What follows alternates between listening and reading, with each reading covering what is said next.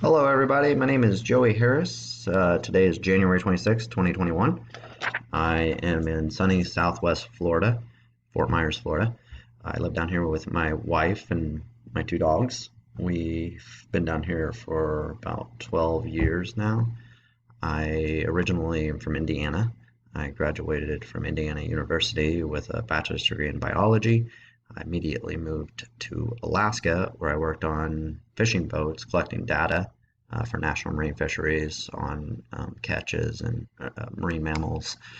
Eventually got tired of the cold, moved to South Florida. I've been down here working around the tourism industry for the last 12 years.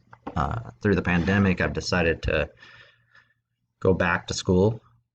I've completed many prereqs already for anesthesiologist assistant school.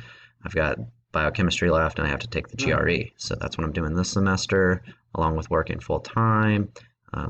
We like to play golf. I read a lot. We've been traveling most of the time we've been married. We love backpacking. We've been to several other countries. We drove to Alaska once.